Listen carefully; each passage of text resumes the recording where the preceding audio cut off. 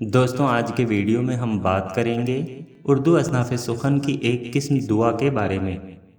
دعا عربی زبان کا لفظ ہے جس کے لغوی معنی خدا سے مانگنا، التجا اور پکار کے آتے ہیں، لیکن مذہبی مفہوم میں اس سے مراد بندے کا اللہ تعالیٰ سے کوئی فریاد کرنے یا اپنی حاجتیں طلب کرنے کی ہوتی ہے۔ حمد، مناجات اور دعا کی شاعری کا تعلق اللہ اور اس کے بندوں سے ہے۔ اللہ تعالیٰ کی ذات پر ایمان رکھنے والے اسی کو اپنا پروردگار مانتے اور اسی کے سامنے اپنی حاجتوں کو پیش کرتے ہیں۔ اللہ نے بندوں سے خود کہا ہے کہ تم مجھے پکارو، میں تمہاری دعاؤں کو سنتا ہوں۔ اللہ تعالیٰ نے خود قرآن مجید میں دعا مانگنے کی تاکید فرمائی ہے۔ سورۃ الاعراف میں کہا گیا ہے، اپنے رب کو پکارو گڑ گڑاتے ہوئے، چپکے چپکے۔ دعا کی اس اہمیت کے پیش نظر حضرت محمد صلی اللہ علیہ وسلم نے مسلمانوں کو دعا مانگنے کی ترغیب دی ہے۔ آپ صلی اللہ علیہ وسلم کا ارشاد ہے، اے بندگان خدا، تم ضرور مانگا کرو۔ دوسری جگہ آپ صلی اللہ علیہ وسلم کا ارشاد ہے، تم میں سے ہر شخص کو اپنی حاجت خدا سے مانگنا چاہیے۔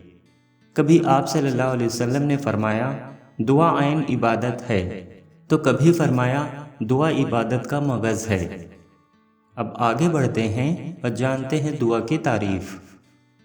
کوئی بندہ اللہ تعالیٰ کی بارگاہ میں بے چارگی کی حالت میں ہاتھ اٹھا کر اس سے مدد چاہتا ہے، اللہ کے حضور گڑ گڑا کر مانگنے کو دعا کہتے ہیں۔ علامہ اقبال کی نظم بچے کی دعا اس کی بہترین مثال ہے۔ اس نظم کا ایک ایک شعر ہر طالب علم کے لیے ایک نہایت اہم اور اچھوتا پیغام لیے ہوئے ہے۔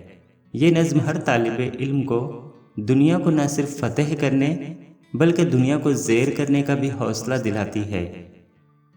اس نظم کا ایک شعر دیکھیے، میرے اللہ برائی سے بچانا مجھ کو، نیک جو راہ ہو اس راہ پہ چلانا مجھ کو۔ خواجہ لطیف احمد جریح کی نظم کا یہ شعر بھی دعا کی بہترین مثال ہے۔ فضل و کرم ہے تیرا دنیا میں عام سب پر، تو مجھ غریب پر بھی ایک لطف کی نظر کر۔ شکریہ دوستوں، میں امید کرتا ہوں کہ دعا کے بارے میں آپ کو ضرور سمجھ میں آ گیا ہوگا۔ اگر یہ ویڈیو آپ کو پسند آیا ہو تو لائک، کامنٹ اور شیئر ضرور کریں۔ پھر ملیں گے اسی طرح کے معلوماتی ویڈیو میں، تب تک کے لیے اللہ حافظ۔